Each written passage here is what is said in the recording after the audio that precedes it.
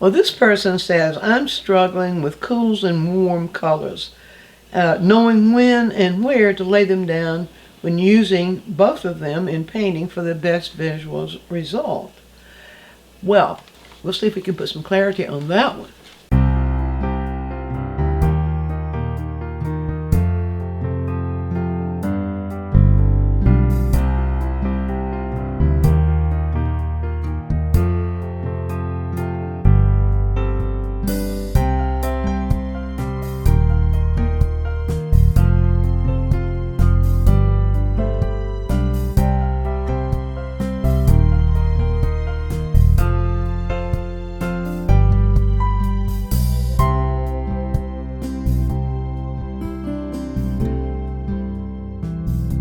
We get those terms, cool and warm, from the character of color itself.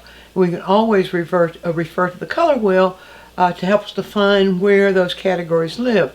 Now, one thing I want to point out to you, and that is that cool, a single color by itself, may or may not be able to register as cool or warm. What cool and warm refers to are relationships of at least two colors side by side or in the vicinity of each other. And one way to tell whether a color is cool or warm, just ask yourself, how much blue does it have in it, or how much red or yellow does it have in it. When we look at the color wheel, we see how that works, because you can see that the colors on the side of the yellows and the reds feel warmer, and the colors on the side of the blue feel cooler. Now, the reason I didn't say blues and greens, I'm talking about how the primary colors affect cool and warm, because it's the mixture of the primary colors that give us all the other colors we have. So we look for the more blue a color, any color, has in it, then the cooler it will be. In comparison, the more yellow or red or both any color has in it, the warmer it is. Now we can look at Sargent's oyster gatherers. I love this painting. It's got so much in it that every painter could learn from. In fact, I wonder sometimes if people who are learning to paint couldn't just study what Sargent has done here and know what to do. But you can see here, now this is a print. This gives us one interpretation of color. The actual painting is a little warmer overall than my printer put this out. But the relationship is still there.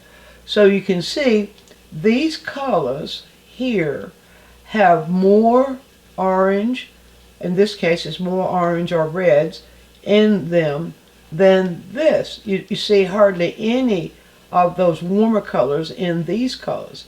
And on the reverse side of analyzing that, you can see that these colors, the colors that make up the sky, have more blue in them than orange or red or yellow or red. And when I say yellow to orange to red, all those warm colors.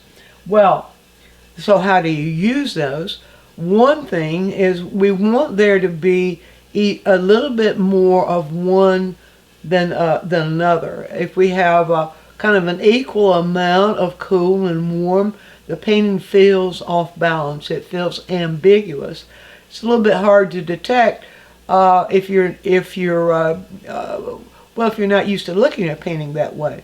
But the warmer colors really carry more weight, more visual weight than the cooler colors. However, the distribution is what matters.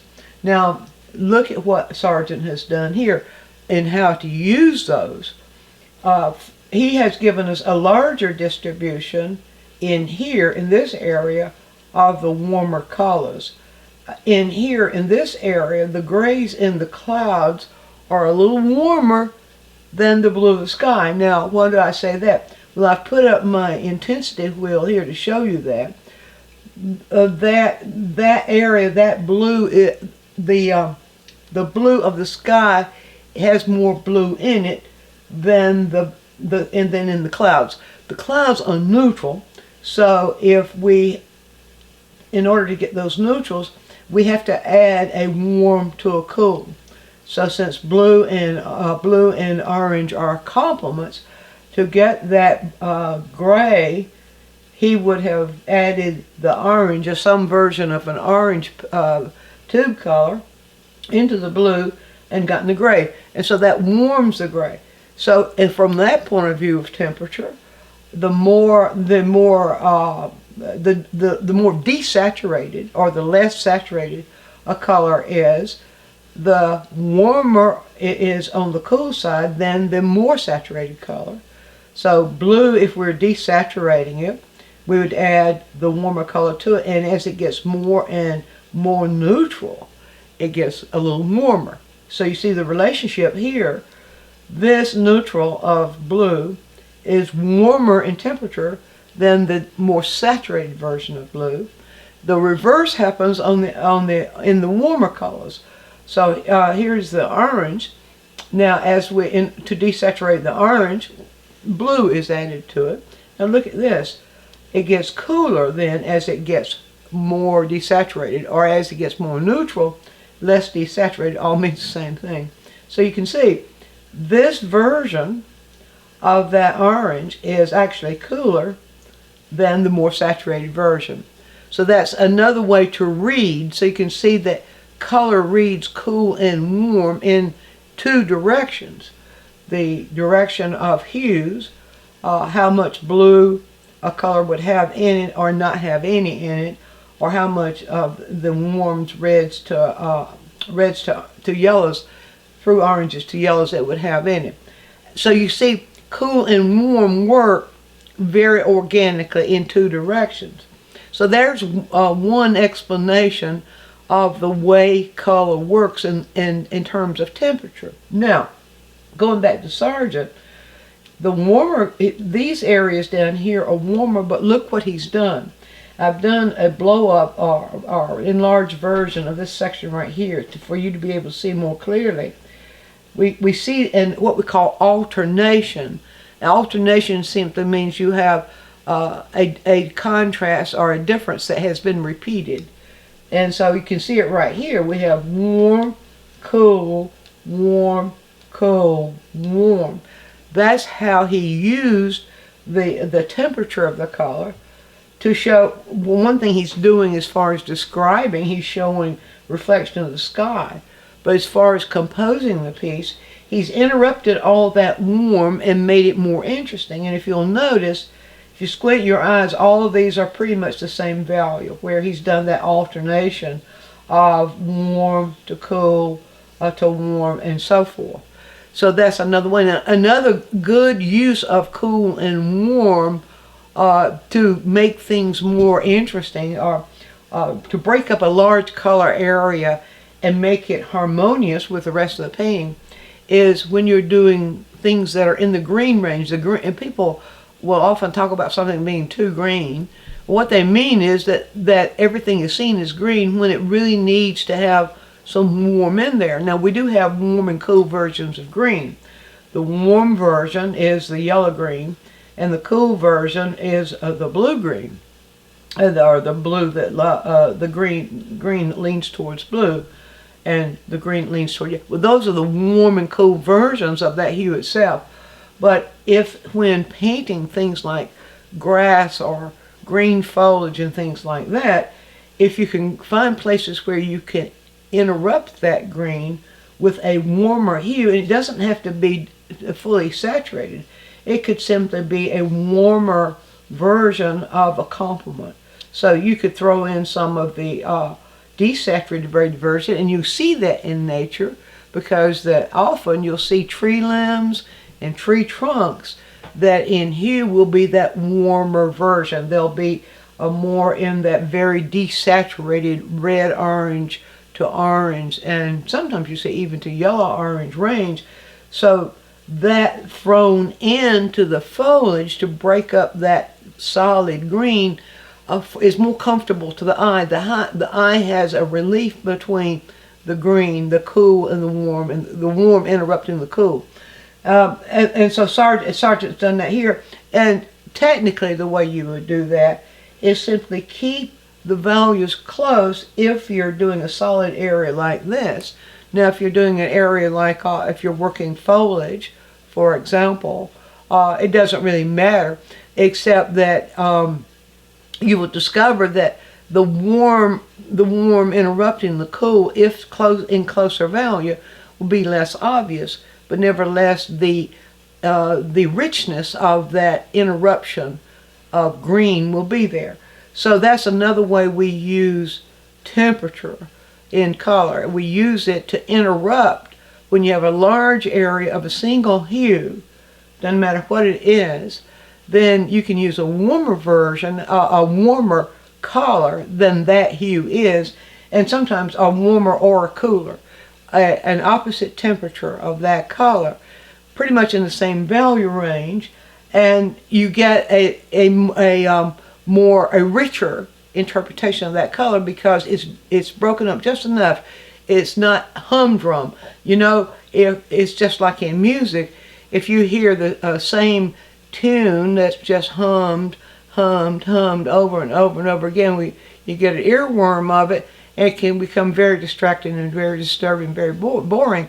Or, you know, sometimes just to hear the same little tune, it gets very obnoxious. But if you add chords to that, you add other embellishments to it, it gives you a richer experience of that tune. And in color, it works the same way. So that's another one. Now, and then something more specific that I can point out to you is that warm-cool relationship gives a luminosity, especially when you're doing things, if you're doing, say, a sunset. You have a lot of alternation of warm and cool within the sky area of that sunset, but keeping those values the same gives the alternation. I'm going to do a very short little demonstration for you here to show you what I'm talking about. First of all, I'll do this. I'm just going to use Sargent's colors here. So we'll start out with getting pretty much the value range that he's used there. And I'll do that just by adding white. This is a warm version. It's a desaturated red-orange, and the tube name is the transparent oxide red. Now you can see I've got that very close to the same value that Sargent has used there. So let's get that a little bit better mixed. You can see very close to the same value. Not quite as desaturated, but I can keep it like that. Now if I take ultramarine blues, you can see the cool that he's used here. You could use ultramarine blue, or we could use other blues too, but ultramarine is my preference because I can control it better, control the hue of it better than some of the other blues such as phthalo blue or cerulean blue. I don't like because it comes out of the tube at a more middle value, and I like the cooler colors to come out of the tube at a transparent and a dark value, so I have that range of being able to create the range of values from the darkest dark to the lightest light. So you can see now these two are pretty much the same value.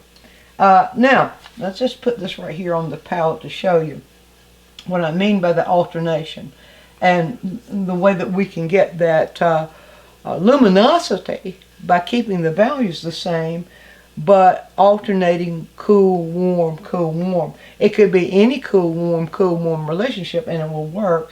So we could just stroke here some of this color. I'm not trying to paint anything, just want to show you the technique here, so then that you could try that for yourself. Play with these, play with ideas of different values. We could have that in a lighter value and work the same. It's a little bit more difficult to see in a darker value, but we can still get a degree of luminosity if we're working with a darker value. All right, now the first thing I'm going to do is test to be sure this ultramarine is the same value range. I believe I probably could stand to lighten that up just a tad, so I'll do that. Seeing the value of a warmer hue, especially in the darker range, next to a cooler hue, and seeing those values the same can be a little bit tricky, but you can learn to get that just by observation. Just if it gives you too much contrast when you put it down, then you know those values are not the same. Now let's see if this doesn't work better. Okay, so I'm going to throw this in here. Now, what you will notice as I do that, and if I blend those in between, you'll notice that they begin to kind of vibrate against each other.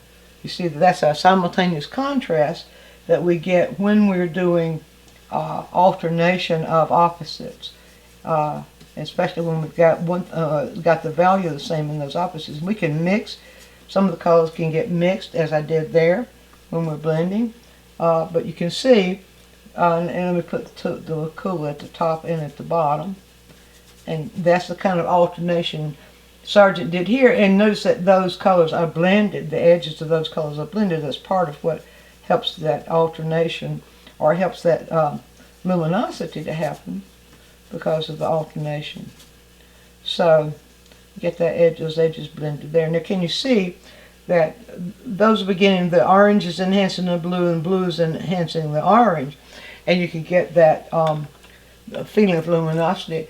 And you can also use that same principle when you're creating something like beach sand is a perfect way, perfect example of something of a subject that might require a cool, warm alternation. Another thing is anything that is neutral, such as a tree trunk or an old stump or something that's neutral. If you will alternate as you're putting the colors in, this is referring to the person's request of how to use these. One very effective way to really get the richness of color when something is neutral is to alternate your placement of cool and warm. Make some of those neutrals cooler, just a little bit, doesn't have to be much, just a degree. Some of those neutrals cooler and some warmer as you're building the color, and not get those so mixed together, so blended that you can no longer see that difference, but blend the edges so that they visually flow smoothly one into another. And so you can get those very easily when you use complements to mix.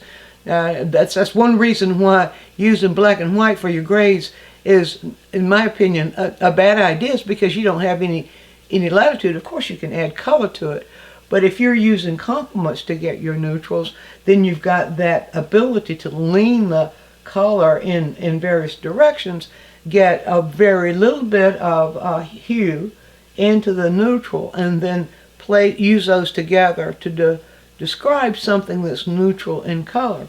So those are some ways that I would say you can use the warm and cool concepts. Those are the major ways that you can use warm and cool concepts. Don't be too, how do I say this?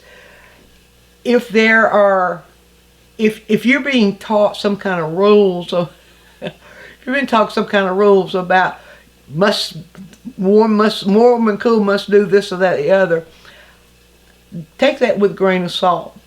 Whenever there are any kind of strict rules that are applied to the way we use color, I always take it with a grain of salt, because color is very organic, and there are some things that we control what color does by the way we mix it, by the way we use it, and so that is what we go by, what color does to color.